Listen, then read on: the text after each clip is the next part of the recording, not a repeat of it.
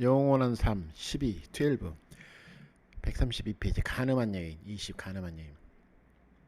초막절이 소동이 끝나고 예수는 성전에서 바라다 보이는 올리브 동산에 가서 기도했다. 올리브 동산. 기도는 하나님 영과 하나 되는 것이니 그는 항상 하나님 영과 하나이지만 사람의 몸을 지녔기에 사람들에게 가르침을 주고 치유를 하고 나면 홀로 기도하며 연기를 보충했다. 연기. 그는 하나님과 온전히 하나가 되어 참 생명의 기운을 온몸에 받았고 창조주의 음성을 들었다. 지금 낭독하는 사람이 이름이 연기입니다. 연기. 이렇게 이름을 쓸 수 있도록 있는 날이 왔으면 좋겠어요. 오겠죠? 연기로 충만해진 예수는 산을 내려와 다시 성전뜰에 앉아 사람들에게 가르침을 주었다. 그런데 랍비와 바리새인들이 예수 앞에 나타났다. 그들은 한 여인을 잡아와서는 예수 앞에 세우고 말했다. 선생, 이 여자는 간음죄로 붙잡혔어. 모세의 율법에 따르면 간음한 여자는 돌로 쳐서 죽여야 하오. 그런데 선생의 의견은 어떻소? 우리가 이 여자를 어떻게 해야 하오? 이들은 예수를 함정에 빠뜨리기 위해 온 것이었다. 예수는 평소 율법을 문자 그대로 지키는 것에 반대해왔다. 안식일에는 아픈 사람도 고쳐줘야 한다는 말에는 바리새인들도 반박할 말이 없었다. 그러나 만일 평소에 사랑과 자비를 말한 예수가 간음죄를 진 이 여인을 용서해 줘야 한다고 하면 명백히 하나님의 율법을 어기는 것이다. 그에 대한 처벌은 사형뿐이다.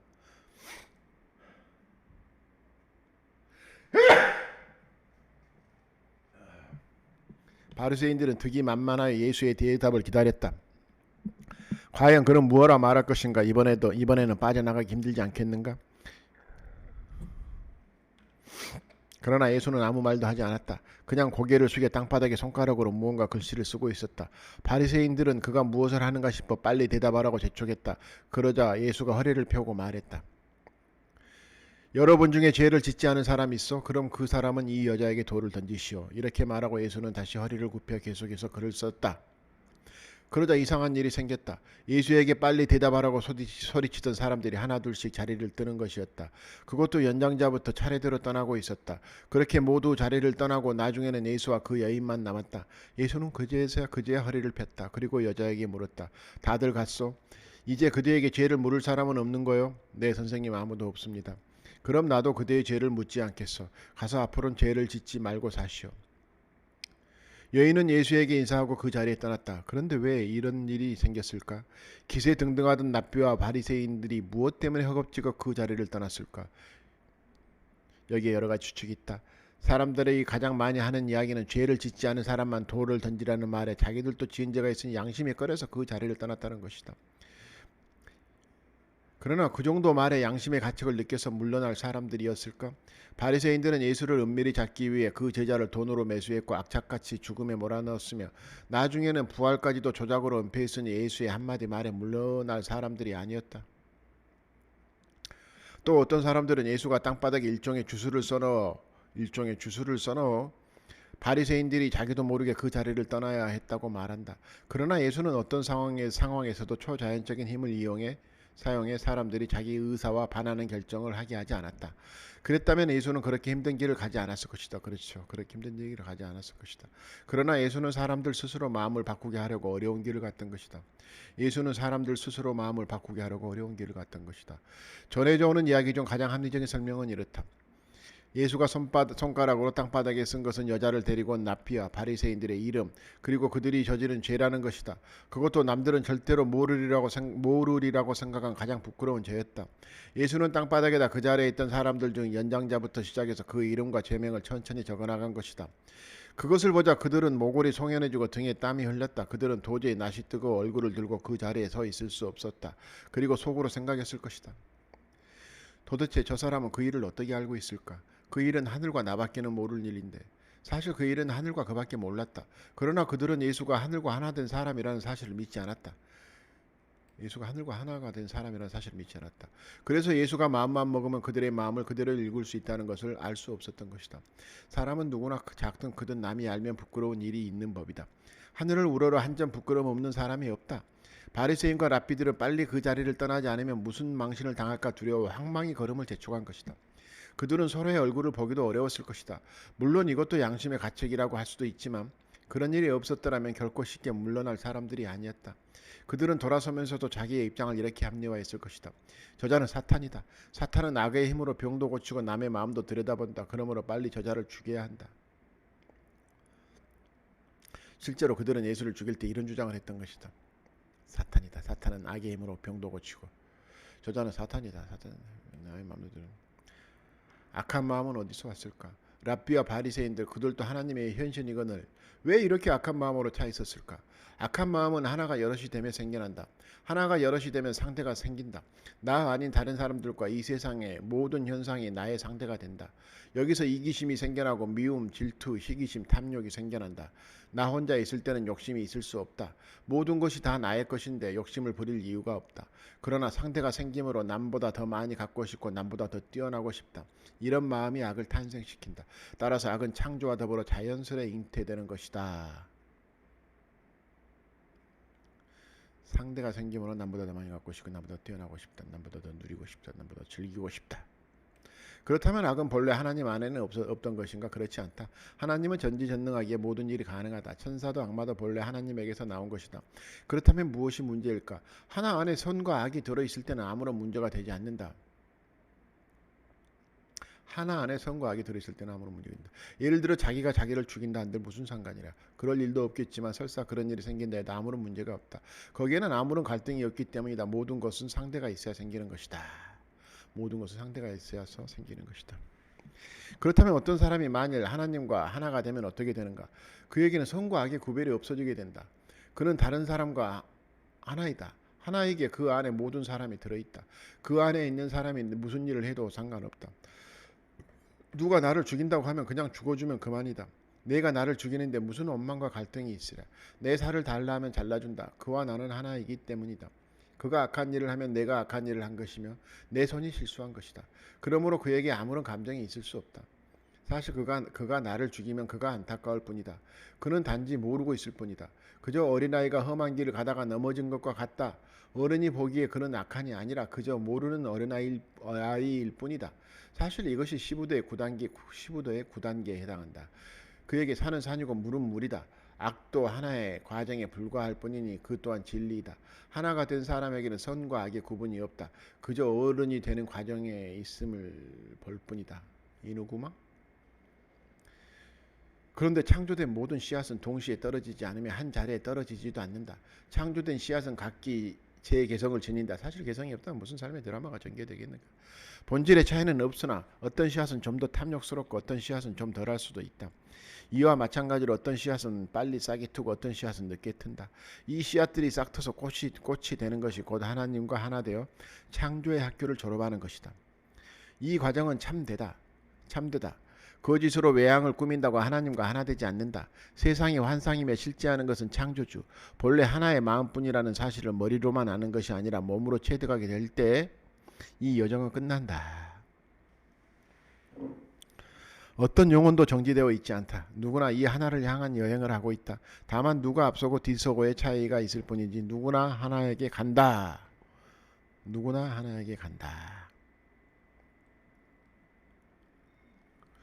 예수가 포도원 비유를 했을 때 많은 사람들이 이해하지 못했다. 그럴 수밖에 없는 것이 사람의 입장에서 보면 받아들이기 힘든 내용이기 때문이다.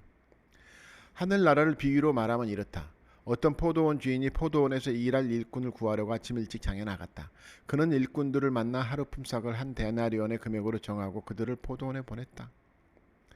주인은 9시쯤 다시 나가서 장터에 할 일이 없이 서 있는 사람들을 발견하고 당신들도 내 포도원에 가서 일하시오. 그러면 일한 만큼 품삯을 주겠소 하니 그들도 일하러 갔다.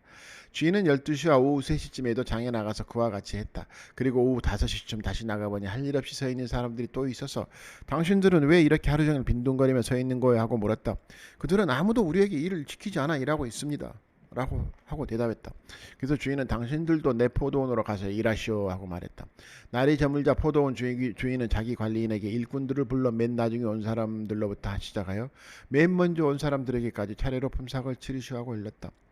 오후 5시쯤부터 일한 일꾼들이 와서 한 데나리온씩을 받았다. 그런데 맨 처음부터 일한 사람들은 불만이었다. 그들도 똑같이 한 데나리온씩밖에 받지 못했던 것이다. 그들은 주인에게 와서 따졌다. 막판에 와서 1시간밖에 일하지 않은 사람들을 온종일 대학볕 밑에서 수고한 우리들과 똑같이 주십니까? 그러자 주인은 말했다. 내가 당신에게 잘못한 게 뭐요? 나는 당신과 품삯으로 한 데나리온을 합의했어. 그러니 당신은 약속한 돈을 갖고 가면 되는 거요. 나는 이 마지막 사람에게도 한 데나리온을 주기로 약속했어. 내 것을 내 마음대로 처리하지도 못하오? 나의 후한 처사가 당신의 비위에 거슬린다는 것이요? 이와 같이 꼴찌가 첫째가 되고 첫째가 꼴찌가 될 것이다. 마태복음 20장. 하루 종일 일한 사람과 저녁 나들에 잠깐 와서 일한 사람이 같은 품삯을 받는다는 것은 개인의 입장에서 보면 결코 공평하지 않다. 이 세상의 기준으로 보면 이해할 수 없는 이 일은 전체의 입장 모두가 하나라는 입장에서 보아야만 이해할 수 있다.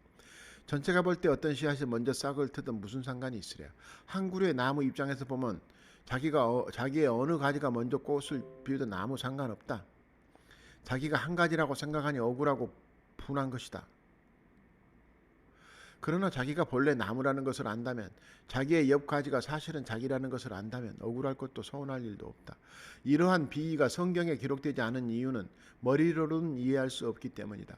하느님에게 자기를 헌신하여 자기를 없애면 그 답이 자연적으로 주어지는 것이다. 자기를 없애면, 하나님에게 자기를 헌신하여 자기를 없으면 그 답이 자연적으로 주어지는 것이다. 이렇듯 랍비나 바리새인들은 이번 한 생만 놓고 보면 악하지만 그들도 하나님을 향한 자기의 여행을 하는 중이었다. 그래서 예수는 자기의 능력으로 그들의 마음을 돌리게 하지 않은 것이다.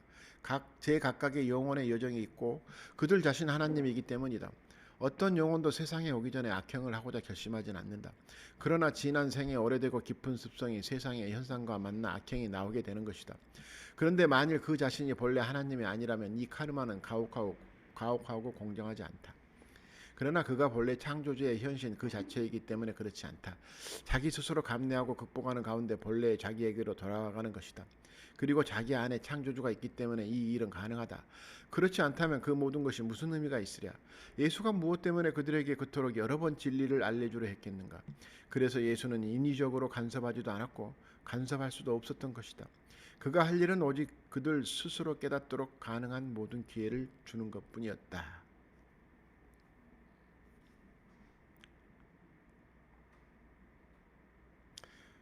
20일 나는 아브라함 이전에 있었다. 예수를 함정에 빠뜨리려던 사람들은 모두 떠나고 예수는 성전 뜰에서 사람들에게 다시 메시지를 전달하고 있었다. 나는 세상의 빛이라. 나를 따르는 사람은 어둠 속을 헤매지 않고 참 생명의 빛을 갖게 되어. 그러자 거기 있던 바리새인들은 예수가 하는 말을 듣고 싶지 않았다. 당신은 자기 스스로 자기를 증언하고 있어. 그것은 유효하지 않소. 나는 내가 어디서 와서 어디로 가는지 알고 있어. 그러나 내가 나를 증언할 수밖에. 누가 나를 증언했다면 나를 보내신 내 아버지 한 분뿐이라오. 당신의 아버지가 어디 있어? 그대들이 나를 모르니 내 아버지를 모르는 것이요. 그대들이 나를 안다면 내 아버지도 알 수 있어. 하나님은 따로 모습이 없다. 그러나 온전히 하나님과 하나 된 사람, 그가 하나님의 현신이다. 누구나 하나님의 현신이지만 아직 완성되지 않았으므로 오직 한 사람 예수만이 하나님의 올바른 현신이다. 그러므로 예수를 본다면 하나님을 보는 것이다. 그러나 바리새인들에게는 이 말은 신성모독으로 들렸다. 그래서 예수를 붙잡으러 달려들었지만 언제나처럼 예수에게 다가서지 못했다. 예수는 그들을 안타깝게 바라보며 말했다. 나는 이제 떠날 것이요. 그대들은 나를 찾으려 하겠지만 나를 찾지 못할 것이요. 그리고 그대들은 내가 가는 곳에 오지 못하고 자기 죄 가운데 죽게 되오. 하늘나라에 가지 못하고 다시 윤회하게 될 자신들의 운명을 알지 못한 채 그들은 수군거렸다.